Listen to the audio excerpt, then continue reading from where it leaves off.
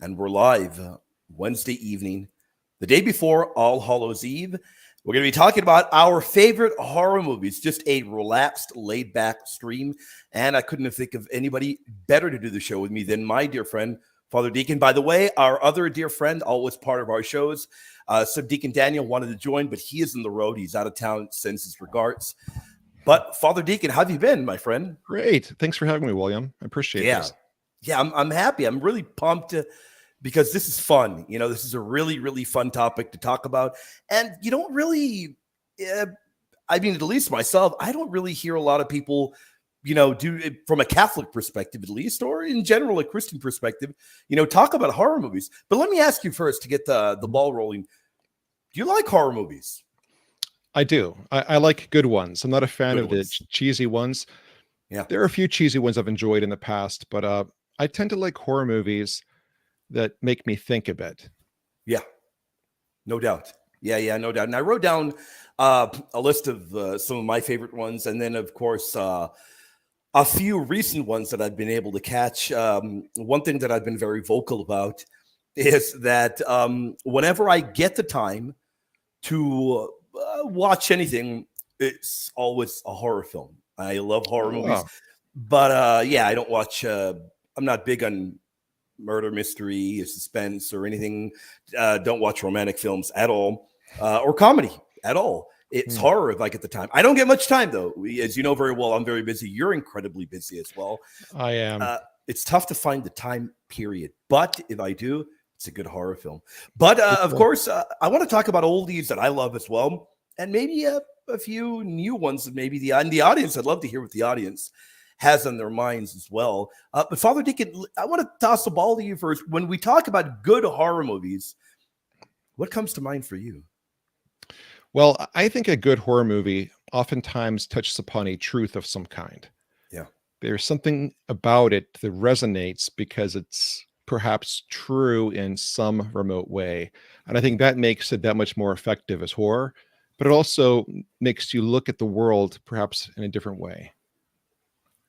It does. No, it really does. And one particular film that I can think of, oldie, but of course a great one, I think, The Exorcist. That definitely will get you thinking, done in a very solid Catholic manner. I even think I would even toss in The Exorcism of Emily Rose. I don't know if you ever got to watch that one. That's one of my favorites. It's great. Probably one of my top 10 horror movies of all time. It's great. It really. Now, let me ask you, would you put The Exorcist in your top 10 as well? No. You would not? Okay. And there's reasons for that. Okay. What would let me pick your brain there. What would that reason be? Well, I enjoyed The Exorcist. I think it did a lot of good when it came out, in the sense it got people thinking about the spiritual world. Yeah. But it's very Hollywoodized. Oh, yeah. I mean, most of the stuff that occurs or doesn't occur in a typical exorcism or in any exorcism, really. Yeah. Again, a lot of positive things, and I appreciate what they're trying to do with it. But the other thing, too, that I didn't really care for about it is it introduces this trope that appears over and over again in other movies of the exorcist becoming possessed. Right. Yes. And I've never heard of that happening during an exorcism ever. No, I agree with you there. But unfortunately, many exorcism movies have kind of followed that, where the exorcist is the one who gets possessed at the end. Even movies based on generally good books, like I've read the book The Rite, and the book was awesome. Yeah. And the movie had a lot of positive elements. Anthony Hopkins did a good job playing the character who is loosely based on Father Amorth, I believe. But at the end, it's okay to give spoilers. Yeah, of course, no doubt. At the end, spoiler alert. At the end, the exorcist gets possessed during the exorcism. Yeah. And the same thing happened during a movie that up until a certain point was very good, which was The Pope's Exorcist. Have you seen that? I have, and I agree with you up until a certain point. I didn't like when it, first off, I don't see any necessity to include, nudity or disgusting stuff like that. And I didn't like when it got into that. And I think that in the beginning it went very well. And then I think it It went down that Hollywood, It the famous Hollywood trope did. The route. first two acts were quite good, and it actually pulled in a lot of stuff from Father Amorth's writings. Yeah. And there's a sequence that's awesome where these two priests are going to go do an exorcism, and the younger priest goes to confession but holds things back, Yes, and the demon in the middle of the exorcism calls him out on the things he's holding back. that's And correct. that's quite accurate from what I've read. But then the last third of the movie, all of a sudden, it's like pyrotechnics and people flying around, and then the exorcist gets possessed.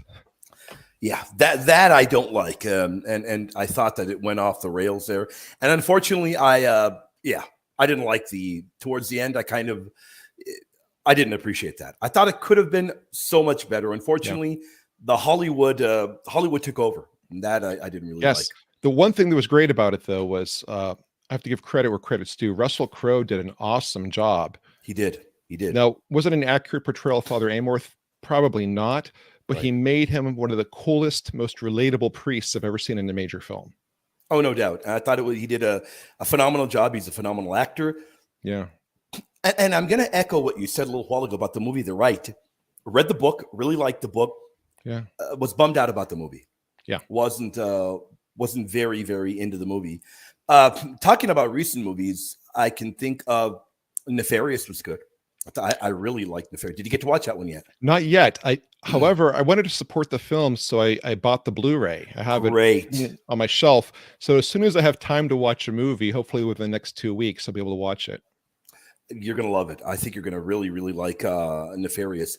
Now, I'm gonna dial things back big time, and people are gonna think, what on earth? I grew up with my German uncles, watching what they like to watch, and having come over to America from Germany during the war, they were big fans of early cinema. So, hey, I'd watch whatever they'd watch, and I became a humongous fan of old horror movies. So I know a lot about old horror movies in the sense of from the 30s, 40s, 50s, and on. And I have an incredible appreciation for films from Universal Studios. I'm sure you've heard of the studio before, and one particular film comes to mind. If nobody has seen it, highly recommend you get a copy. I mean, if you watch it, you're going to want to own a copy. The original Invisible Man still holds up very well today. You're going to be thinking, well, hey, this is from back then. What do you mean it's going to hold up well? It holds up incredibly well with the effects. The storyline is magnificent. The acting is incredible. I think people are going to be blown away. That is one of my probably top 3 horror movies of all time. I have not seen many of the old Universal ones. I understand that they were groundbreaking. They kind of started the whole genre. They sure but did. I've only seen a few of them that I recall. I primarily got into horror through my father. Oh, wow. My father was a big movie buff when I was growing up, and he loved certain horror movies, and he showed them to me whenever I was age appropriate. A lot of them I saw when I was a teenager. And I grew to really appreciate the genre, but that's kind of where my exposure came from. But we didn't watch many that were older than, say, the 1950s. Gotcha. 1950s. Did you ever get to watch any of the British Hammer horror films? You get to watch any of those? Yes. It's been a long time, but the ones with Christopher Lee as Dracula. Oh, you got it. Yeah. And good. Was it the fellow who played Van Helsing? It was the guy from Star Wars. Peter Cushing is Van Helsing, right? Those are great movies. I saw a few of them, but a very long time ago. Yeah. Great films. I think done very well. Father, I hope you're doing well. Father Brown tuning in. He says The Witch was good. I thought The Witch was boring. I don't know if you got to see it. I have not. I heard about that. That's the one with the colonial era family in the woods. Yeah, and I tried to give it so many chances, and I thought Father's probably going to give me incredibly long penance for saying it, but I thought it was one of the worst horror movies I've seen in decades. I thought it was terrible. But I thought Hereditary was phenomenal. Okay. Have you seen Hereditary? I don't know anything about Hereditary. It is quite shaking. It is phenomenal, and I was blown away. I don't want to give much away for people that haven't seen it, but what they do is pretty incredible. They incorporate a pseudonymous text that was attributed to a pope in the medieval era. It was not written by a pope, but it was attributed to a pope. that contains demonic incantations. The fact that they even did that kind of homework, because that requires deep homework, to include that as part of the lore of the film, that blew me away. It's pseudonymous text, not a real one, but nonetheless, being a theology junkie, I love that. But the movie itself was incredibly well acted, and it was terrifying. I love it when horror movies do their homework. Yes, and they don't often. Very often, you don't find that in Hollywood, do you, Father? No, not very often. No. I see Father Brown also recommends, well, doesn't recommend, but liked some things about Midsummer, but he can't recommend it because of the sexuality. I have not seen it. Have you seen that one? I have not. I've heard good things Okay. about it, but my understanding is it's very much the same kind of theme as The Wicker Man. Okay, I remember The Wicker Man. Yeah. Yeah, I've saw The Wicker Man a long time ago. Never the whole way through, just pieces here and there. I understand there's some, caution scenes in that as well. I've never seen the entire thing, but I've seen enough of it to like Christopher Lee's performance. No doubt. Very, very good performance. Christopher Lee's always fantastic in whatever he's in. My goodness, he was a magnificent actor. Really, really nailed it. And to add to that, in my opinion, even though I am a humongous fan of the Universal horror films, the oldies, I think that the Dracula films with Christopher Lee and Peter Cushing, I think they were the best. They were incredible together. They really were. They left a real impression on me when I was a kid. No doubt. And you have to admit, the acting itself as well, they sold it big time. Those guys were top-notch actors. They really brought a lot of gravity to the roles. Yeah, no doubt. Now, this is a movie that has made, first off, I heard about this film when it was making the rounds in the indie market before it hit the theaters worldwide. And I went to watch it with the thought on my mind that I was going to be totally blown away. I wanted to love it. In fact, I was just so pumped. Remember going to watch that film and being totally let down. I thought Longlegs was awful. And I would tell the audience, even if they haven't seen it, one particular thing is I love horror films. I can handle films with gore and what have you. One thing that I will always caution people from is when I get the idea that I think a film is trying to glorify the devil. And I gathered that from Longlegs. There are many scenes in Longlegs where I will not repeat what he says, but the titular character pretty much gives glory to the Dark One. And that is not just once. That seems to be the main theme of the film, the prevailing theme. That to me is bothersome, that the prevailing theme is one of darkness. That's a shame. It is. It really is. You haven't seen it then? No, like I said, I haven't seen many recent horror films, in part because I'm assigned to two parishes. I teach theology full time, and I try and be a father and husband. So when I watch movies, they typically tend to be more family oriented these days. I have a teenage daughter now, and she'll watch things with me that are, a bit more mature. For example, she plans on watching Nefarious with me probably next week. She's looking forward to that. But a lot of the time, I tend to watch things that are more appropriate for the family. And I totally get that. 100%. That's great. I agree with Father Brown. I love Drag Me to Hell. I thought that was really well done. I don't think it was, dark in the sense of a blasphemous kind of way. I thought it was well done, and I thought it was fun. I really, really, yes, Christopher Pineda, you're correct. In this movie, the devil is glorified, and I cannot recommend it. Number one, I thought it was a bad film. I didn't think it was scary at all, and I was bothered that they glorified the devil.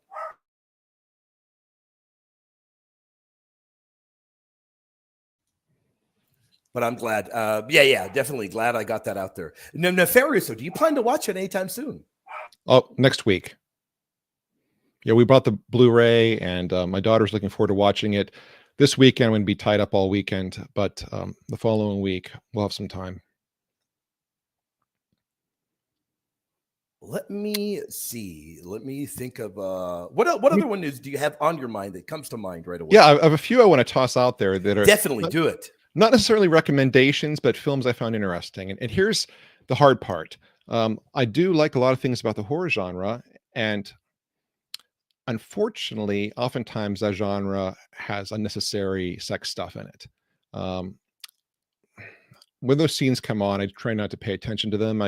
These days I screen movies, not screen, but I read about them online so I know what I'm getting into. But some of the ones I really appreciate, unfortunately, have some scenes like that. So I've got to really, really caution people. Before you watch any movie that we're talking about here, go into something like Internet Movie Database and look at the Parents Guide. You get a sense for what you're in for, right?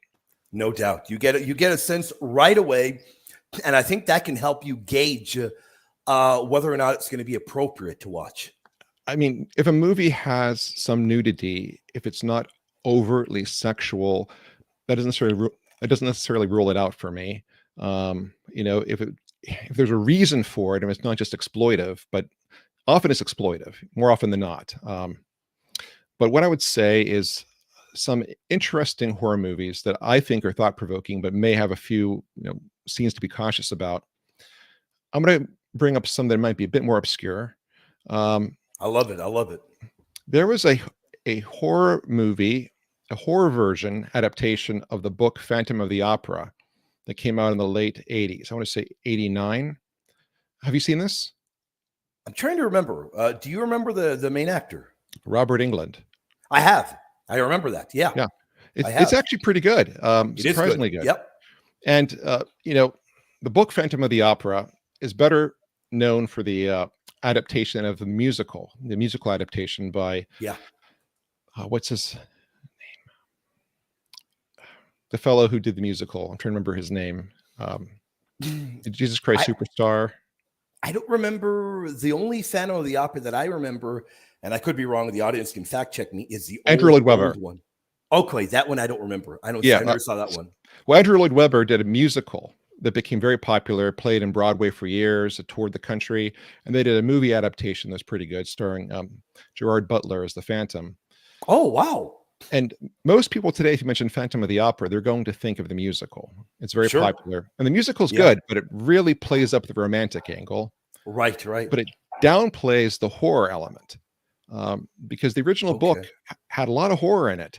The Phantom is essentially a deranged serial killer who murders a lot of people in gruesome ways. Yes. So the film that came out in the late 80s, it focused more on that, and it downplayed the romance.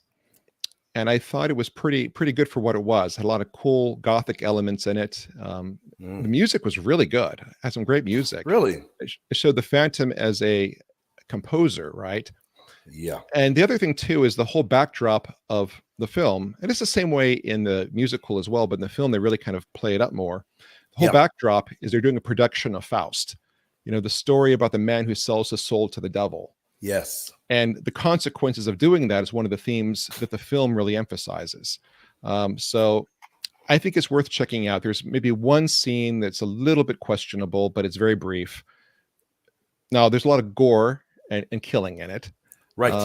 But I thought it was pretty worthwhile. I still enjoy that one whenever I see it. Another more obscure one that people may or may not have seen is Dark City. Have you heard about this? Oh, I love that one. I love Dark City. Favorites. Yeah. Really, really well done. Man. Again, thought-provoking. It makes you really think. Incredibly well done. I would love to own that in physical copy. Do you own that physical copy? I do not, no. Oh, okay. But that's great movie. Really good one, very thought-provoking. Again, there are some scenes in it that are a little risque, make sure you know what you're getting into. Yeah. But it makes you think. And I like movies that make you think like that. Another film that kind of straddles the line between horror and science fiction is They Live. Roddy Piper. Yes, great movie. Again, great movie. The last 10 seconds are somewhat problematic. Sure.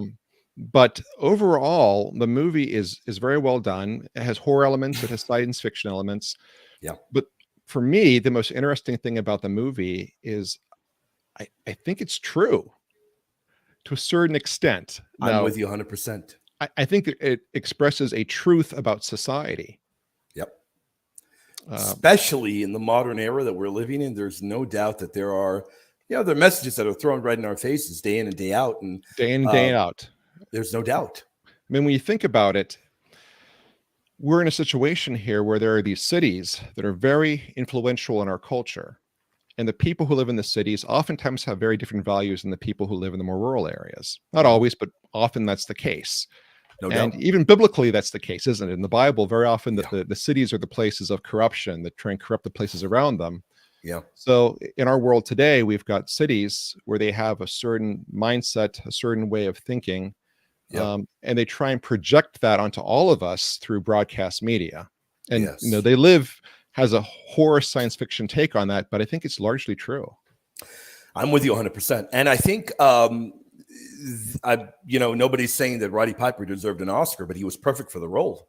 Perfect for the role. Perfect for the role. Perfect for the role. Did a great job. I see- loved that film.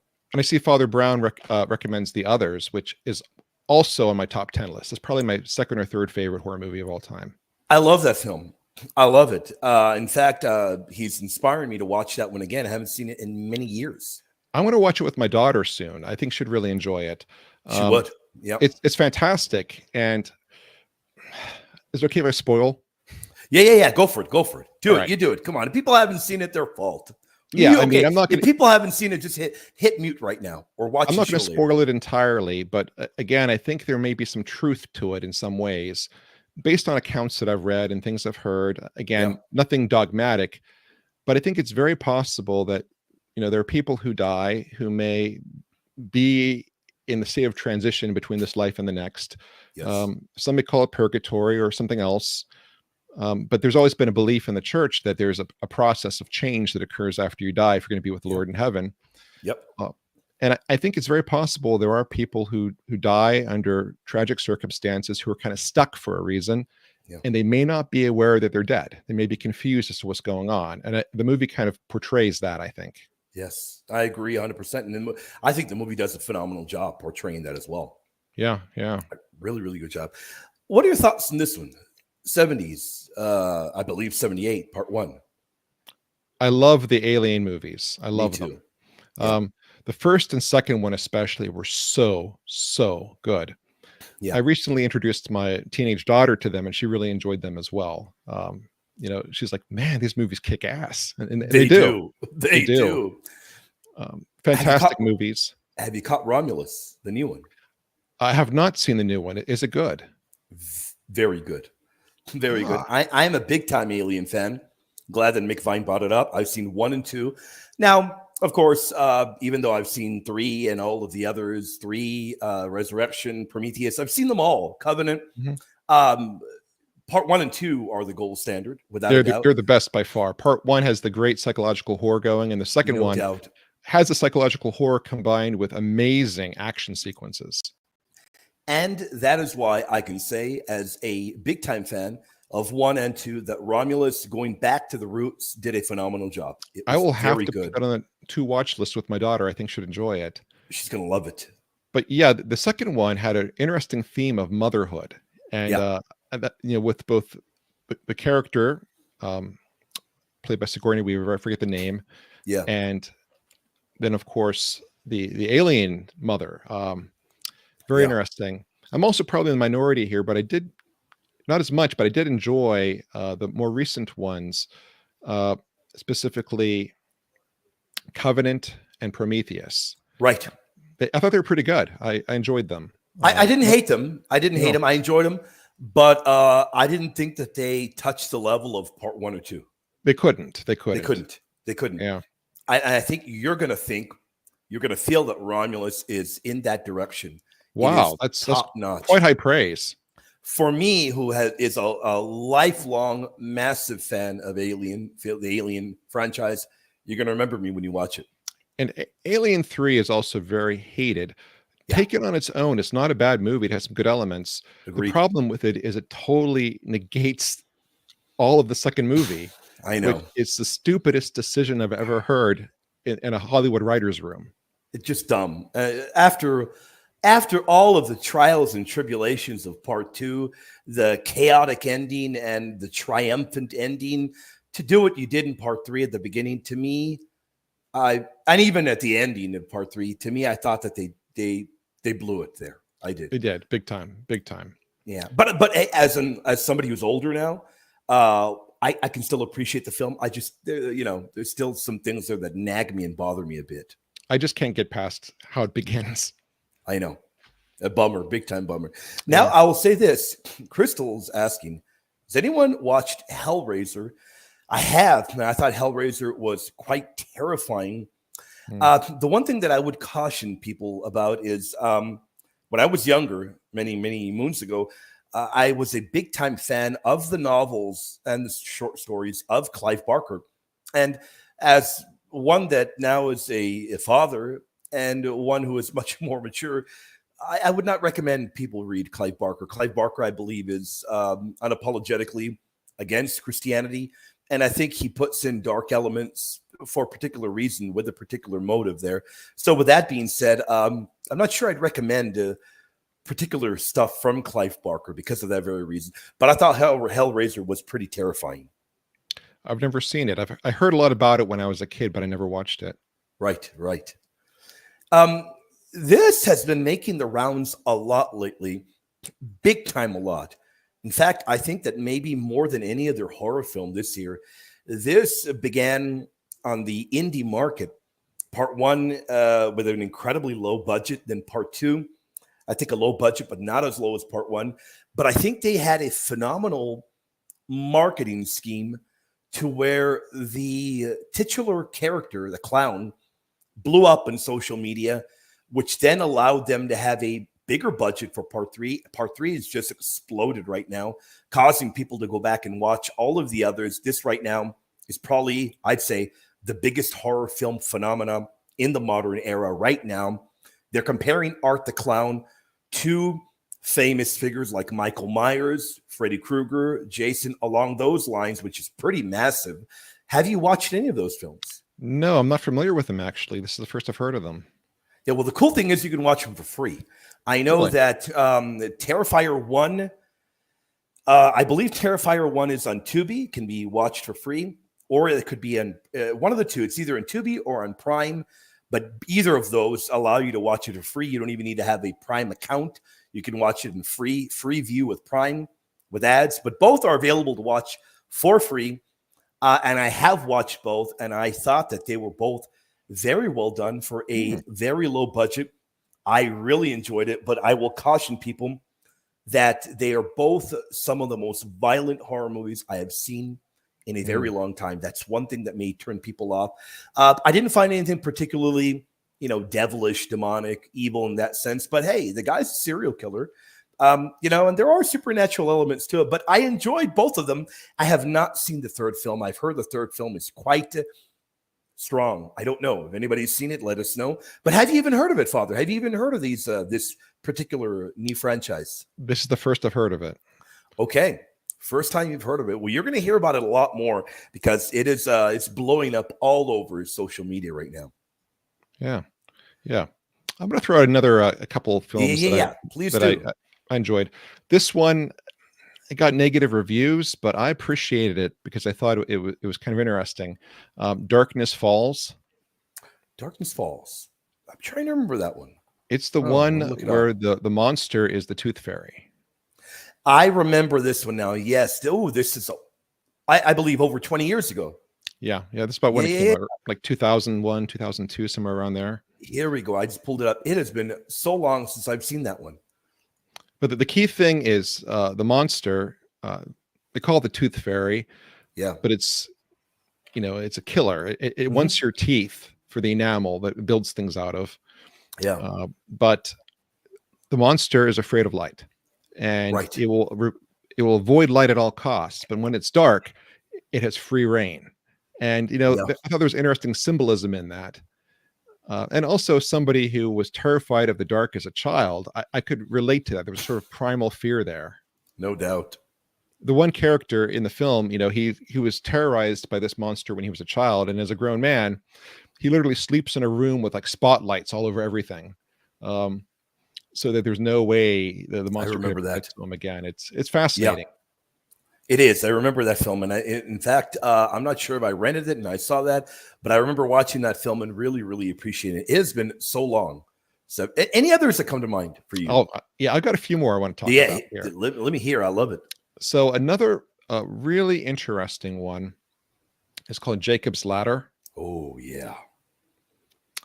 and it takes place with the situation as a veteran from the Vietnam War, I believe, is trying to adjust to society, but really it's a metaphor for something else that's going on. Yeah. And it also brought in some elements from MK Ultra, which was a very suspicious government program that was Yeah. supposedly meant to bring soldiers to a new level, but it ended up creating a bunch of serial killers, really. Sure. So it brings in elements from that. So I thought that was pretty interesting. But the way it portrays death and the process of death and entering the afterlife, I thought was very, very interesting. I thought it was done very well. I thought, if this makes any sense, I thought it was ahead of its time. I really, Yes. really do. I enjoyed it. I did. I agree. It was ahead of its time. Another interesting one, and this one is also a little off the beaten path. Maybe you've heard of it, maybe you haven't. The Serpent in the Rainbow. I have The Serpent in the Rainbow. I remember it very clearly for the face of the man. I believe in a I think he's in a coffin, if I remember correctly. It's been so long. I remember that film. Yes, I don't remember every detail of it, but yes, I do remember that. Well, the thing I find interesting about it, and again, there's at least one rather objectionable scene, but the thing I find interesting about it is, while it's a fictionalized horror movie, the horror element is actually based on truth. I don't remember that. So the movie revolves around these doctors, these scientists, researchers who go to Haiti because they hear that there is a powder that simulates death. You take the powder, you appear to be dead, but you're still alive. You just can't see the vitals. Yes, yes. And that's actually completely true. They found that. Really? Yes, that's a real thing.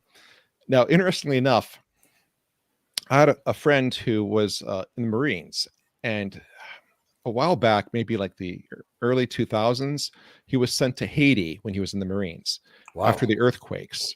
And he was there for a period of time. And he told me how in this city he was staying in, there was a jungle, around the city.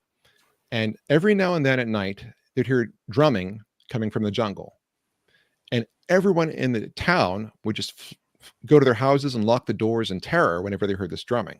Yeah. And it's because there was supposedly a voodoo priest who had like a compound in the middle of the jungle. And when they heard the drumming, that meant he was doing his rituals, and they were afraid of him because they believed that he would have you killed and then turn you into a zombie, and you'd live as a zombie slave. Wow. Well, the truth is these voodoo priests actually were doing that, but they were using the powder to make it appear that you were dead. You'd be buried. They'd come and dig you up and make a big show of resurrecting you. And then you really believe they resurrected you, so you were their slave for the rest of your life. Yeah. Wow. So again, I didn't know I found that. it interesting because there actually is a powder that does that in Haiti, and the film makes a horror film out of it, but there's truth to it. I got to catch it again. It's been so long that I don't even remember that. It's not fantastic, but it has some interesting, thoughtful moments. Sure, no doubt. Let me toss out a series that maybe you have heard of, maybe you haven't. And I would love to see if any of the audience have heard of it. And if they haven't, I recommend you check it out. You would maybe, if you don't know Spanish, you'd have to watch it with subtitles or watch it dubbed. I'd recommend subtitles over dubbed. It is the horror film series REC, R-E-C. I'm not familiar with it. In my opinion, it is phenomenal. Not good. I would put it on the level of being phenomenal. Part 1 was phenomenal. Part 2 was phenomenal. I thought part 3 was good. But overall, I thought that series was a phenomenal one. It was great, incredibly well acted. And I love films that are faithful to religion. They respect religion. They have horror elements in there, and they do it in with a brilliant script. And I think REC is one of the rare ones that is able to combine all of those. And not only that, it was terrifying. I cannot recommend it enough, and I'm glad some people here are aware of it. Father, have you heard of it at least? No, I have not. They did a remake. I don't remember what the remake is called in English. I saw the remake. I thought it was decent. Unfortunately, did not capture the brilliance of the original. Yes, it does take place in Spain. I don't remember what their remake was called. I cannot recommend it. I saw it. It was okay. But for people that are wondering, go watch the originals in Spanish. I highly recommend watching them with subtitles. I'm not big on dubbed films. Watch them with subtitles. I think you'll really like it. Father, I think you'll enjoy it. And I'm going to shock you. I bet you'd enjoy it with your daughter. Bet you anything. Okay, I'll have to put that on the eventual to-do watch list. Yeah. Yeah. Yes, there is. Yes. Yeah, you definitely. Yeah, there we go. So we got people that have seen it. I'm happy to hear that, and it's done well. I do not want to give any details away, other than to let you know. Yeah, it has to do with possession. But outside of saying that it has to do with possession, I don't want to give any details away because it really spoil it. It's a great film, part one, and hey, even part two is very good. Yeah, okay. The English one is called Quarantine. Unfortunately, I don't think it was done as well. And it didn't have what I didn't appreciate was it really watered down the religious elements of it. The American version, unlike the Spanish one from Spain, watered down the connections to faith-based stuff there. So, typical American kind of stuff, which is it's a bit of a bummer. So I definitely recommend. I don't know if that's streaming anywhere, but if anybody can find it streaming somewhere, let us know in the comment section. Definitely recommend it. Father, any others you have on your mind? I'm also a fan of George Romero and his zombie movies. Yeah. I grew up maybe an hour from Pittsburgh, and as a kid, I often went shopping at the mall where they filmed Dawn of the Dead. No way. Yeah, and they have a little plaque there commemorating the filming of the movie, and that's a great film. It still holds up really well. But in his series, one of the more obscure ones I really enjoyed a lot was Land of the Dead. Have you seen that one? Love it. It is so good. And again, the element of truth to it is, the zombies are there and they're the horror element, but a lot of the terror and the suspense comes from people and how people respond in a disaster situation. And for those who haven't seen it, the interesting thing about it is it's the zombie apocalypse, but the last bastion of human civilization is Pittsburgh. Yeah. And that's because Pittsburgh is surrounded by these rivers and bridges. And if they can keep the bridges secured, they can keep the zombies out. But the problem is within Pittsburgh, there are the haves and the have-nots, and it's exaggerated because of the apocalyptic situation. Yeah. And there's a lot of tension and horror there. But meanwhile, they have groups of scavengers who go out into the wasteland searching for supplies. And they have to deal with these hordes of zombies, and they find ways of distracting them, like using fireworks, for instance. Yeah. Really interesting movie. One of George Romero's best, in my opinion.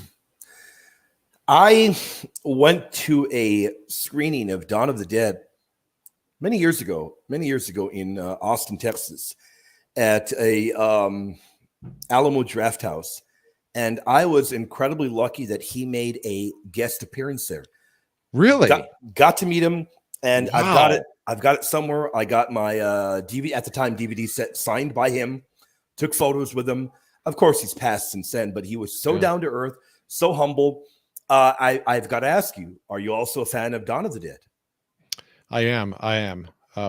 Like I mentioned, I go shopping at that mall a lot, and they have a plaque there from its filming.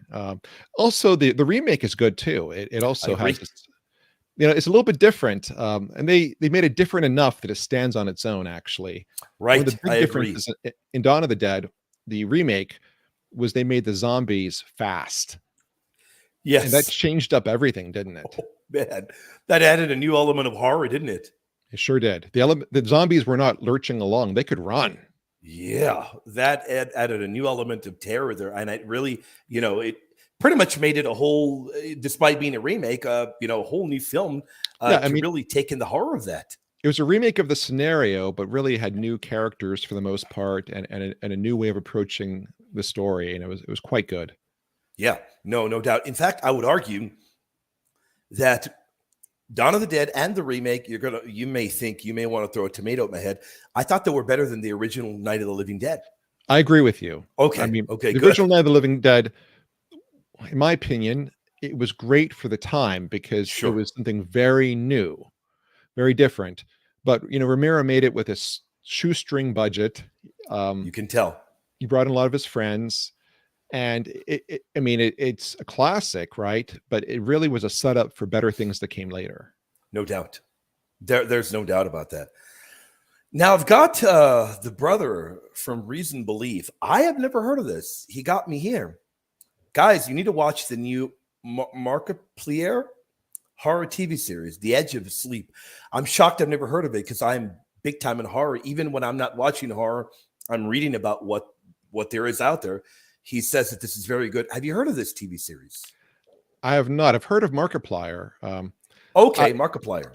I have a teenage daughter who watches some of his videos, and she's a fan of his. Well, what is Markiplier? Is that like a content creator? Yeah, he's a content creator on YouTube. Okay, and, okay. I haven't seen many of his videos, but it's a lot of pop culture, and I think a lot of stuff with video games as well. Again, so he's a YouTuber then. This is not TV then. Right. Okay. Yeah, and like I said, my teenage daughter watches him, and my wife watches him sometimes as well. But I haven't seen many of his things. But what I've seen was pretty entertaining. Okay. So I can imagine he probably produces a good show. Right. Yeah. Okay. So that let me correct me if I'm wrong. Maybe he can let us know in the chat. That would be a YouTube series that you can catch on YouTube, I imagine. I guess. I don't know. Perhaps. Probably. Any others that come to mind, Father? Sure. I've got more. All right. Another one that I enjoy, and it's more horror comedy, but I think Fright Night is a classic. Oh man, I love Fright Night. Yeah, my goodness. It's good. And I like the whole idea. Okay, so I grew up often watching horror movies. They were hosted, right? That was the thing back in the day. They'd have horror movies on late at night, and they'd have a host who would do it. Now, where I lived, the horror host was a fellow named Bill Cardill, Chilly Billy. He was in Night of the Living Dead, and he was good friends with Romero and was in a bunch of his movies. But he would host this, they call it, I think, Chilly Billy's Theater, where he would show different horror movies and whatnot. And in Fright Night, you have a situation like that, where you have one of these hosts, who's an expert on horror movies, who actually gets pulled into a real horror movie. And I thought that was pretty cool. Now, Fright Night is one of my top favorite horror movies. In fact, I have a sculpture, a little mini sculpture of a steak that you're going to laugh, that is autographed by Roddy McDowall. Now, Roddy McDowall, he's no longer with us, but I am a fanatic of Fright Night. So that's something that this is the first time I've ever said it on the air. Roddy McDowall, awesome. Of course, a great movie. And of course, as you know very well, Roddy McDowall played the character Peter Vincent. Yes. Very clearly dressed up just like Peter Cushing dressed up in the Hammer film. So it's an homage to that. Yeah, clearly an homage to that. But I appreciated that, especially the respect it had towards faith and religion. What was the turning point? You got to have faith for that to work. Yeah. As Jerry Dandridge tells them, the vampire, he tells them when they're trying to save the girlfriend, whose name was Amy. They're trying to save her. And what happens at first, Peter Vincent's a coward, and he doesn't have faith that holding the cross out is going to, battle back Jerry Dandridge. But of course, Charlie Brewster does have that faith, and he does have that courage. But I thought that was a great film. Very well done and very underrated, isn't it? I think so. I think last year I actually bought it for my wife as an anniversary gift. Wow. They did like a restoration in 4K Blu-ray, and I got it for her. So we love that movie here. That's awesome. So you're a big fan of that movie. I am. The second one was very disappointing, unfortunately. Sure. Now, what do you think about the remake? The remake was decent. Not nearly as good, but I thought David Tennant did a good job. And I thought the interesting thing was making the Peter Vincent character a Chris Angel type magician. Right. I thought that was an interesting twist on it. Yeah. No, I agree. And I agree with you. I thought part 2 was disappointing. Yes. Now, another horror favorite of mine, and this one's a little hard to watch, a little gruesome, but I think it's worth seeing, is the newer version from the 1980s of the film The Fly with Jeff Goldblum. Yes. Yes. And I think it's interesting because it's a horror movie, but it does raise a lot of interesting ethical questions. It sure does. Yeah. And, as we become more adept at science and genetics, um, playing God has become more and more common. Yeah. Um, Sadly. and Sadly. it, Yeah. in the situation in that film, he's playing God, but at the same time, he's trying to do it for something that seems rather harmless on the surface, which is teleportation. Yes. Um, Right. Really interesting movie, though, and I thought it was really well done. In my opinion, I think the definitive take on The Fly. I know that there is an older film. Mhm. I've seen it, but I think Jeff Goldblum really stole the role. Did a He was great job. amazing in that role. He really My brought it to goodness, life. truly brought it to life. What a great film. And the way he Yeah, played it too, where he's going through this horrific, mutation, yeah, but he's fascinated by what's happening to himself. yeah. Because he's a scientist first and foremost, and he's inquisitive. So even though he's going through this horrible transformation, he's like really like fascinated by what's happening. And I thought that was really Yes, interesting. no doubt. No, I totally agree with you. Saw somebody mention. Oh man, I love this film. Have you ever seen it? Silver Bullet. No, I'm not familiar with that one. No. Oh my goodness. 80s. Stephen King's Silver Bullet. Gary Oh, Busey. You got to watch it. okay. Yeah, one of the, in my opinion, Mick Vine, thank you for that. In my opinion, one of the best werewolf films ever done. Oh, Silver You Bullet have. You Werewolves. That have. makes sense. Yeah. Okay, no, so you haven't seen it. You haven't. I have not, no, but I'm making the connection with the name and the monster. And I'll tell you right now, I bet you and your daughter would love it. I'm telling you right now, you'd both love it. It's not heavy on gore at all, Mhm. not explicit in any bad kind of a way at all. Done very well, acted very well, great suspense, great story. In my opinion, one of the shining examples of a werewolf film done the right way. You got to Wow. watch it. I've got to add it to my list, especially knowing that Stephen King, came up with the story. Yes. Oh I, yeah. I'm a fan of Stephen King. I don't read a lot of his books. I've Same read a here. few, and but I often like some of the better film adaptations. Yes. Over the summer, my daughter and I watched the 1990s miniseries adaptation of The Stand. It still holds up really, really, really well. I agree 100%. Great Very well. story. I mean, great story. A lot of deep religious themes. Yep. And if I recall correctly, that was quite lengthy, wasn't it? I think altogether it's like 5 or 6 hours long. Yeah. Wow. Wow. We Yeah, but watched it, it it over was great though. Yeah, we watched it over 2 nights, Oh, and, she really enjoyed it. I enjoyed it, and we talked about it for quite a while because, again, it raised a lot of interesting questions about humanity and how humanity would respond. But the fact that ultimately you have a character who's a prophet from God, yeah. and the villain is a devil character, I thought that was very, very interesting. Oh, I agree 100%. I thought it was done very, very well. I have not watched it in so long. I'd love to check it out again. Now, here somebody made a comment, and I want to put it up. This is a little bit different from a horror film, and it's more so sci-fi. But do you remember the classic original Twilight Zone series? Oh, yeah, it's awesome. I'm a fan. I'm a huge fan. The great Rod Serling. I love that Yeah. that series. That was great, and I'm going to argue. I think it still holds up very well today. It does. I watched some episodes of it with my daughter and with my father-in-law a couple years ago, and it still holds up extremely well. Yeah, no doubt. So you got to tell me more, Father. You got to tell me more. Any other horror movies you got in your mind? Yeah, I've got a few more. So Okay. another one I enjoy, and again, there's some risque things. You have to be cautious with it. Hmm. Is Francis Ford Coppola's adaptation of Dracula? I liked it. Yep. It has a lot of it's a pretty faithful adaptation of the book, really. Even follows the format of the book with it being letters and personal journals, right? Yeah. Like in the book. Yep. Um, but I think the best thing about it was Gary Oldman's performance. He was Man. so good. And the other thing I loved about it was it did a very good job of tying the historical Dracula to the Dracula of fiction. I agree.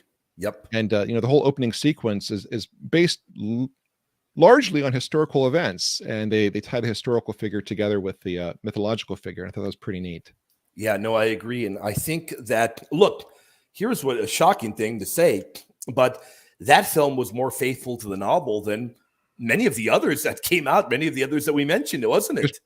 probably the most faithful, in my opinion. By far. More faithful than the Draculas from Universal, more faithful than Yes. the Dracula from Hammer Studios.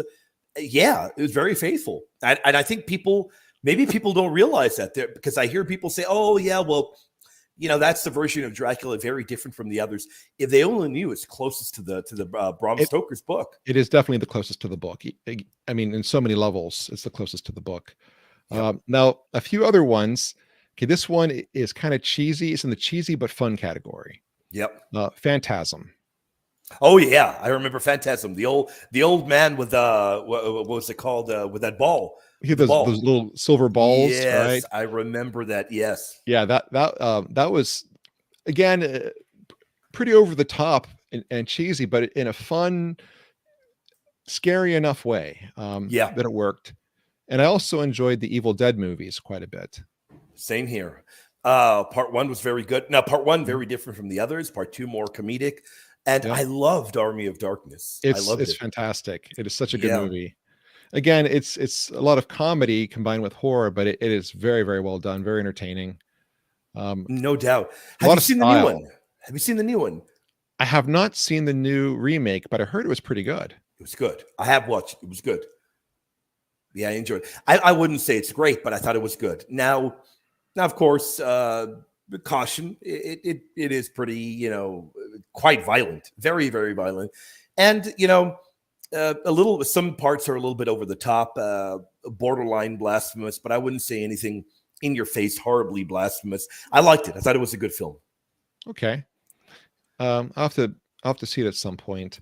And I have one more film on my list, and then I'll have gotten through Yeah, all of my top favorites. yeah. Let's hear it. The Mothman Prophecies. The Mothman Prophecies with, I believe, Richard Gere. Richard Gere, yeah. I remember that. That was a good Yeah. film.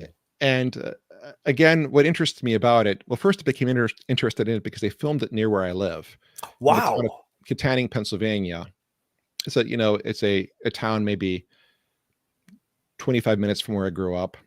And they have a big Wow. bridge there, right? Which made it perfect for the movie.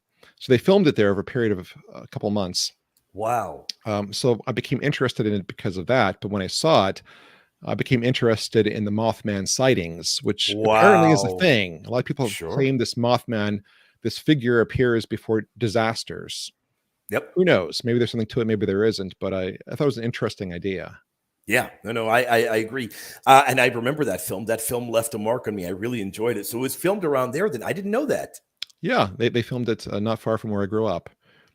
As was the case with Silence of the Lambs. They filmed that not far from where I grew up as well. Incredible. Yeah. Well, we're almost at the 1 hour mark. I do want to give you a chance to plug in any of your stuff before we wrap it up. I'm going to throw out 3 quick titles. We won't have time to go into all of them, but for the audience, earlier I gave you the title of Wreck in Spanish. There are 3 I'm going to throw out rapidly that I think all 3 of them are fantastic. And they're all 3 in Spanish. And I think if you can find them, watch them with subtitles, or if you like dubbed, go ahead. I don't know the name of the title in Spanish, but you can find it on AMC or Shudder. When Evil Lurks, that's about a year old. Fantastic horror film. The other 2 are a little bit older. They're from Guillermo del Toro. Oh, yeah. They are The Devil's Backbone, which I believe in Spanish is El Espinazo del Diablo. And then the other one is The Orphanage, El Orfanato. Both are phenomenal. All 3 that I've listed are very good. Highly recommend you, the audience. He's a great director. Oh man, he's great. Pan's Labyrinth was awesome, and I got to put in a plug for Blade 2. Yep. That is such a great horror / superhero movie. No doubt. He made that one, and it's phenomenal. It's phenomenal. Yeah, phenomenal without a doubt, and phenomenal is the way I can describe the time that we've had tonight talking about horror films, Father. I've had an incredible time with This you. was a fun podcast. This is great. This was a ton of fun. Yeah. And we got to do it again next year by the grace of God. I love that. We got to do it again. We got to get some Deacon with us next year by the grace of God. Yes, God I'd love willing. to hear his thoughts. No doubt, without a doubt. Father Deacon, before we wrap up, put a plug in, anything. If you want to direct people to a webpage, anything you're working on, my friend, the floor is yours right now. Sure. At the moment, I direct people towards my personal webpage, From East to West, where I educate people on Eastern Catholicism, east, the number 2, west.org. And also, if you go on YouTube, if you look up the channel Becoming Byzantine, I have a series of videos I did on there with Father Michael Wynn, Father Daniel Dozier, Father Deacon Robert Klesko, and Father Joe Matlack and others. A whole series of stuff on there, and we have more things coming in the pipeline for that as well. Yeah, wonderful, wonderful. Father, it is almost All Hallows Eve. Then, of course, we're going to remember All Saints and All Souls. Could you do us a great favor of closing this session out in prayer? Absolutely. In the name of the Father, and of the Son, and of the Holy Spirit. Heavenly King, Advocate, Spirit of Truth, who are everywhere present and fill all things, treasury of blessings, bestower of life, come and dwell within us, cleanse us of all that defiles us, and our good one, save our souls. Amen. Amen. Father, Son, Holy Spirit. Thank you very much for that, Father. Thank you very much for your time. I had a phenomenal time, and I look forward to dialoguing with you again. Have you back on again very soon. God bless you. Thank you so much. Thank you, William.